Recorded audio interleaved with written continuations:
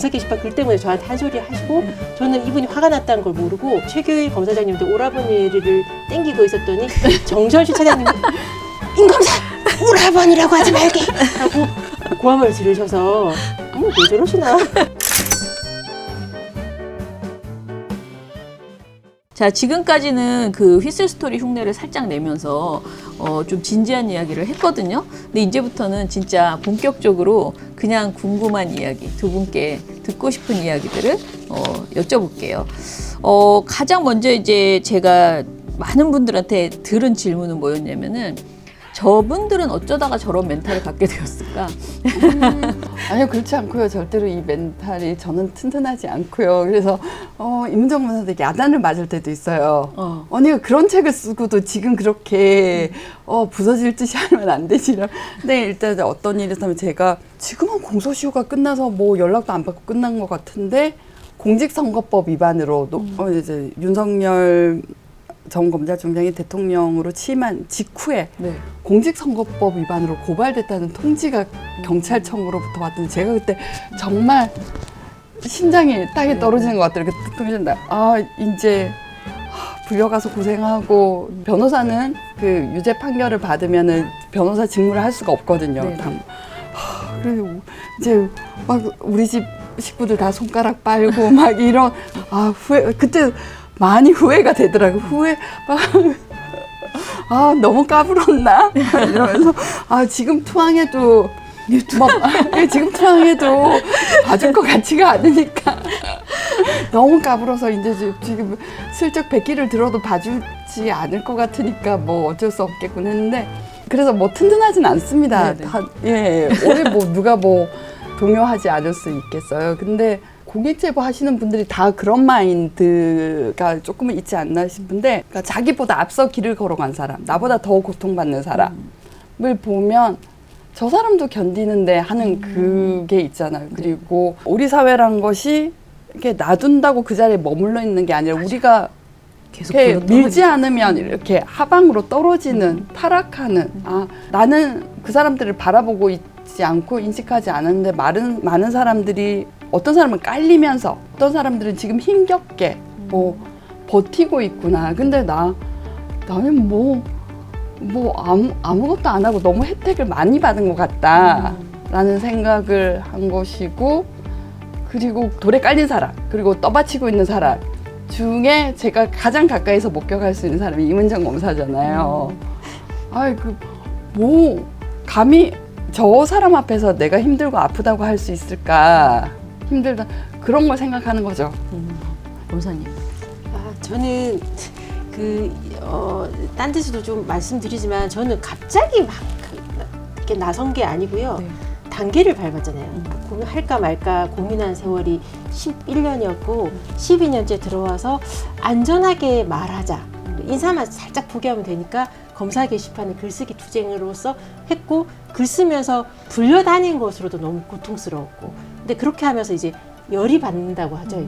이 정도도 못하나라는 열이 받친 상태에서 이제 제가 중시하는 과거사 재심 사건을 하면서 각성을 시작한 건데, 아까 이현주 변호사님 말씀하신 대로 제가 이제 책상 본 안쪽에서 피의자나 참고인을 바라보면서 어떻게 이 사건을 수사할까, 어떻게 이렇게 구상하면서 질문에 대해서 구상하고 이렇게 수사를 주도했던 입장에서 징계 때 조사를 받을 때 이제 책상 건너편에서 앉아가지고 저를 조사하는 선배는 제가 딴 데서 들었는데 자기 지금까지 검사 인생 하면서 가장 부끄러운 조사였다고 했대요. 그러니까 후배가 무죄는 무죄라고 한 건데 내가 이렇게 위에서 하라고 하니까 조사하면서 이런 질문을 하는 게 되게 비참했다라고 제가 들었었는데, 그 선배도 역시 조금 눈이 시뻘겋더라고요. 근데 저도 지금 무서워 죽겠는데 그 선배가 울먹울먹 하니까 저도 눈물이 쏟아지는 거예요. 내가 아무리 생각해도 옳게 한 것 같은데 언론에서 난리가 났고 여기서 조사를 받는다는 게 너무 무참해서 저도 막 울었어요. 조사하다 밥도 안 넘어가고. 그래서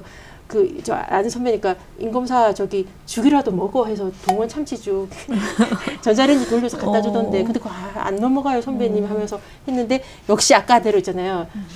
조사 과정 확인서와 조서에 진술 조서에 자꾸 검사라에 잠깐만 정신만 놓으면 검사라네.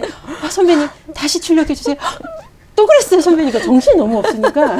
제가 그렇게 했는데, 이제 하도 이제 철저의자한테 조사를 많이 받아보니까, 이제 얼마 전에 10월쯤에 조사받을 때는 질문 딱 들어보면서, 얘들 봐라. 뭐 이런 생각하면서, 난 어떻게 할 것인가에 대한 구상하면서, 오전 조사하면서, 이제 구상할 만큼의 여유를 한두 번 조사받아본 것도 아니고, 이게, 2012년부터 11년째잖아요. 그러니까, 저는 요령껏 싸웠기 때문에 갑자기 이렇게 감당할 수 없을 만큼 수위를 높여서 그래서 감당할 수 없을 만큼 밟혀서 그 제가 널브러진 게 아니라 수위를 조금씩 높여갔기 때문에 그리고 그렇게 했을 때 사람들이 어떻게 변해가는지 법정에서 소송하며 싸웠잖아요. 네.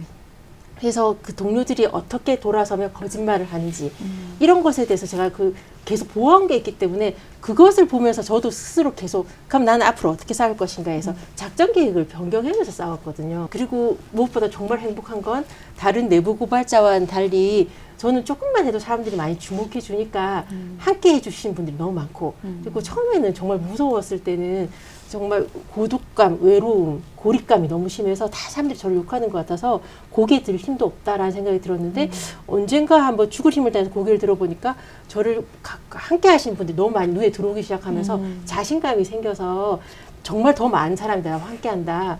이런 것들에 대한 자신감이 생기면서 이게 조금 더 멘탈이 강해지는 것 같아요. 뭐 아까 이현주 변호사님께 말씀하셨던 저를 보면서 기운 낸다는 것처럼 저는 무엇보다도 2012년 무죄 구형할 때 박형균 목사님 보면서 네. 아 저렇게 살고 싶다라는 열망이 있었어요. 그래서 저는 그때 무죄 구형하고 힘들 때 제가 본 사람은 박형균 목사님이었어요. 한 40년 개고생을 하면 누명도 벗겨지고 네. 이렇게 40년 정도? 네? 조금만 더 길게 보면 한 60년, 윤길중 그 사건 60년 뒤에 무죄 난 사건이니까 60년만 버텨자 그러면 이길 수 있다라고 했는데 생각보다 한 5에서 7년이면 세상이 변하는 걸 봐서 정말 시대가 좋아졌구나. 조금만 버티면 금방 변한다라는 것에 대한 자신감도 생기고요. 전 조금씩 이겨가면서 싸우니까 덜 지치는 것 같아요. 좀 용기를 드리고 싶어서 네. 이제는 말할 수 있다. 이제는 말할 수 있다. 하나 해주세요. 예, 2012년 12월, 예, 2012년 12월 그 이제 무죄 진술하기 직전에 그 상황에서의 제 목격담. 예, 그러니까 서울중앙지검에 근무를 했었고 저는 그 근처에 이제 사무실에서 일하고 있었으니까 근데 너무 바쁘니까 서로 빈번히 만나지도 못했어요. 근데 점심을 먹으러 온다고 하니까 기뻤고 이제 근데 거기서 자기가 이렇게 하겠다라는 이제 이게 계획을 발표를 저한테 이제 많이 떠셨다고 그랬는데. 네, 저는 정말 얘가 미쳤나? 왜냐면은 얼마나 고생을 하고 힘겹게 버티고 있는지를 알았고 또 강주지검에서 이제 도가니 검사로 약간의 주목을 받은 다음에 이제 법무부에 근무한 다음에 중앙지검 이게 정해진 루트 이제 출세 가도 막 올라탄 이제 나도 정말 이너서클에 든 그런 검사를 알게 되는구나. 이게 나도 큰 사건을 할 수 있겠구나. 찾아가서 이렇게 찾아가서 탁 하면 함께 해결하는. 그래서 검찰의 중요 사건은 이미 검사 앞에 불려가면 끝이라고 얘기하거든. 바깥에서 해결하고 가야 된다고 얘기를 해요. 그러면 자기가 아는 검사들이 큰 사건을 해야 되잖아요. 나도 이제 전방석에 앉는 거야. 우리 은정이가 나를 챙겨줄까 이러면서 약간 기대를 하고 있던. 근데 이렇게 친분이 있다는 게 소문은 안 나니까 손님은 안 오고 있었지만 저는 미래 자산으로 저의 미래 영업 자산으로 여기고 있었는데 오늘 점심을 먹겠다고 찾아오더니 자기 그 장대한 계획을 발표하는 거예요. 저는 듣고 있는 제가 혼이 나가는 줄 알았어요. 왜냐면 제가 검찰에 있었으니까 검찰이 어떤 조직인지 아는데 정말 가루가 될 것 같더라고요. 정말 가루가 돼서 부서질 것 같더라고요. 근데 또 바들바들 정말 목소리가 막 진동이 느껴질 정도로 떠는데 조금만 툭 하면 안 하겠다도 싶어가지고 야 너가 그거 하나 한다고 뭐가 달라지겠냐 세상이 바뀌냐 라고 했는데 바들바들하고 떠는 거하고는 달리 또 씨알도 안 먹히는 게 이미 결심은 다 썼죠. 글도 다 쓰셨고. 근데 그 뒤로 점점 단단해지고 점점 고인이 돼가는 걸 느꼈어요. 그래서 처음은 다 이렇게 미약하다 그러니까 잊을 수가 없는 게 이제 하고 말씀드리고 그 싶어요. 무죄 구형을 결심을 하고 나서 저는 제 계획이 사전에 발각나면 그러니까 신체적 물리력을 동원해서라도 막을 거라는 생각이 들어서 들키면 안 되는 상황이니까 아무렇지 않게 일주일 동안 준비를 해야 되니까 그 전날에는 목요일 날은 송년 12월이라서 송년 모임 우리 부회식도 있었단 말이에요. 환장하겠는 거예요. 사람들이랑 밥 먹는 것도 전 아무렇지 않은 척을 하는 게 너무 힘들어서 그러니까 점심도 동료들이랑 먹으면 아무렇지 않은 척 밥을 먹어야 되니까 이게 너무 힘들어가지고 도저히 이렇게 심장이 터질 것 같아서 누군가한테 말하지 않으면 터질 것 같아서 우리 동료들한테 말할 수는 없고 그 우리 서초동에 있는 친한 언니한테 우리 검찰 잘 아는 언니한테 밥 먹자고 해가지고 잊을 수도 없어. 그 복집에서 밥이 안 넘어가서 국 먹으면서 보고국 먹으면서 언니 하면서 했던 게 기억이 나는데 그때 정말 무서웠던 건 맞고요. 후회하진 않았지만 어느 내부 고발자도 그렇지만 죽음을 같이 고통스러웠던 건 맞는데 그게 버거운 만큼의 벅찬 보람이 있다는 게 많은 공익신고자한테 다시 돌아가도 그렇게 할 수밖에 없는 게 그 버거운 만큼의 그 이상의 벅참을 아니까 나는 나와의 싸움에서 이겼고 세상을 바꾸는 데 조금은 기여했다. 이런 것에 대해서 제가 적어도 그 무죄 구형할 때 힘들었었지만 무죄 구형할 때 그 피고인이 윤길중 씨라는 그분 돌아가셨고 그분 손녀가 자기 할아버지를 이야기할 때 막 울더라고요. 그러니까 그 손녀의 눈물을 보면서 아 그래 죽어도 좋아 뭐 이렇게 생각이 그때 있었었는데 죽을 것 같았는데 죽지는 않고 보람만 남아서 그렇죠. 내부 고발하시는 분들이 항상 겪는 조직에서의 그 왕따, 그리고 또 생계 문제 이런 것들을 이제 다 이제 그때 이제 미리 이제 시뮬레이션을 해보는 거죠. 그래서 제 저축이 적은 걸 알았거든요. 돈도 곧 동날 것이고 검찰이 저는 해임까지 시킬 거라고 생각했어요. 왜냐하면 본보기로. 그러니까 이 행위 자체가 너무 용서할 수 없고 중대한 것이 아니라 다른 사람에 대한 본보기로.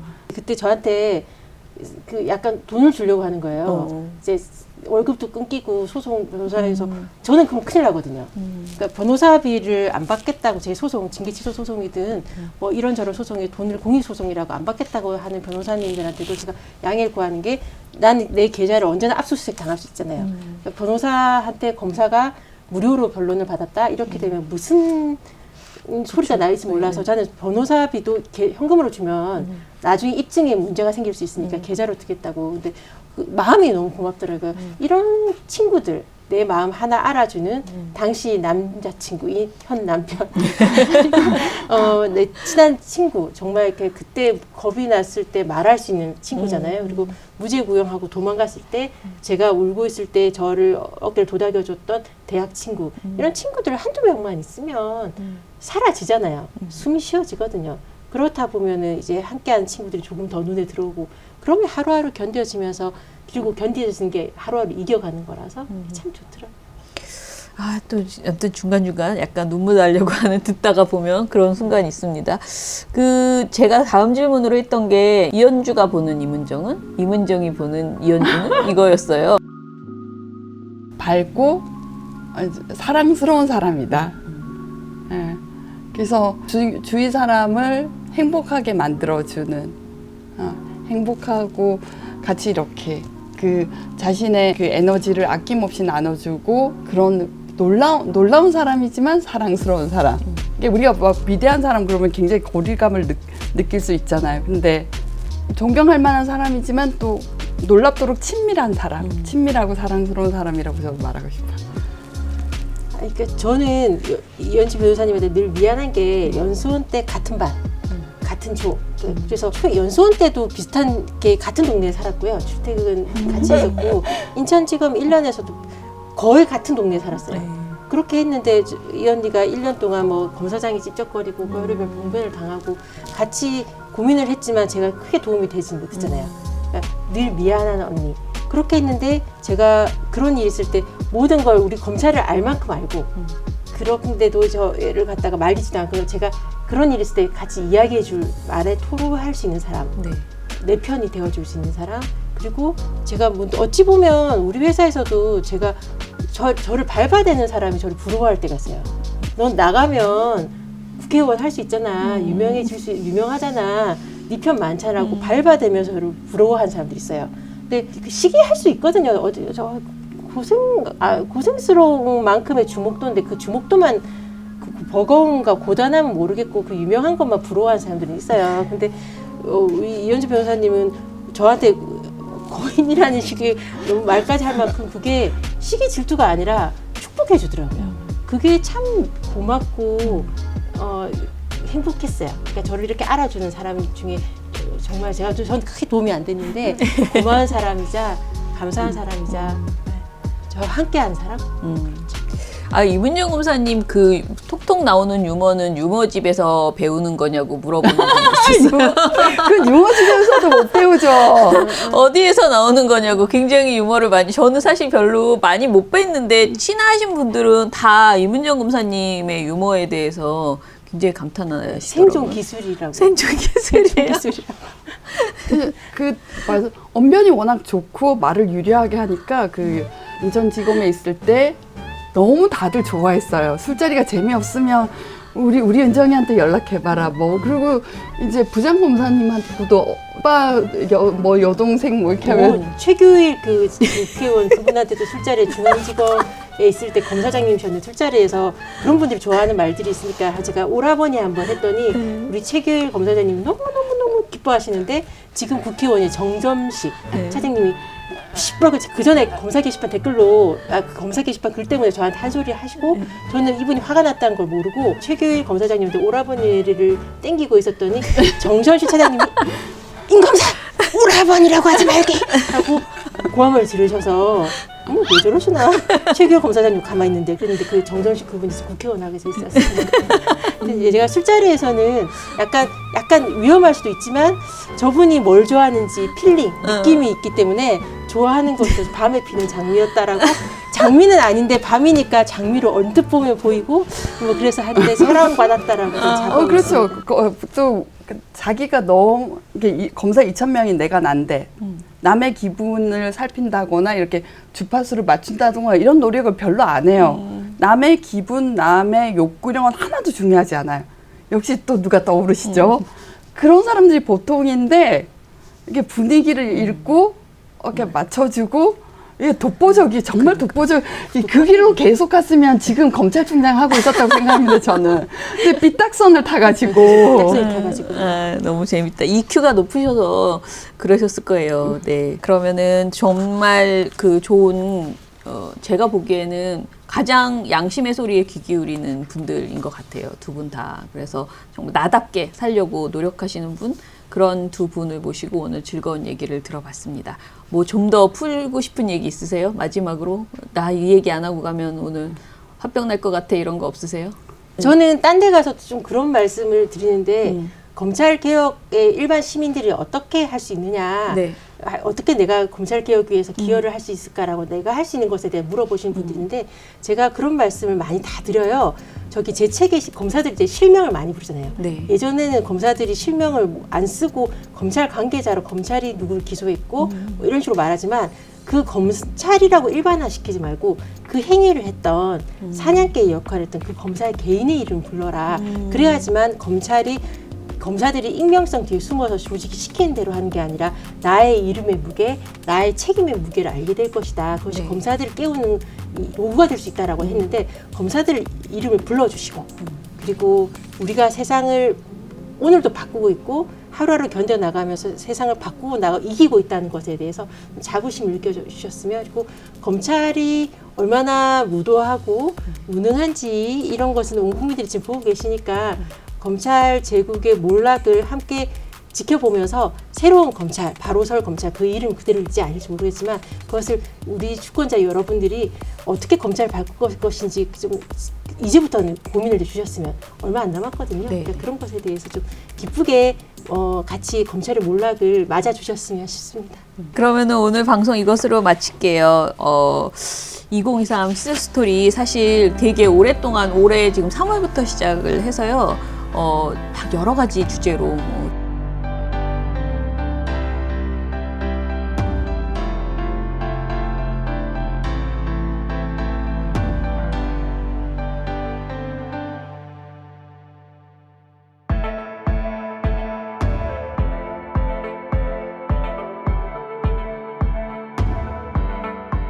마지막으로 이렇게 검찰 검사와 공익제보까지 이야기를 했는데요.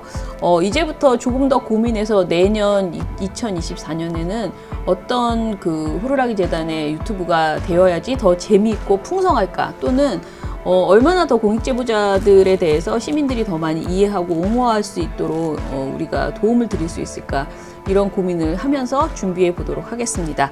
네.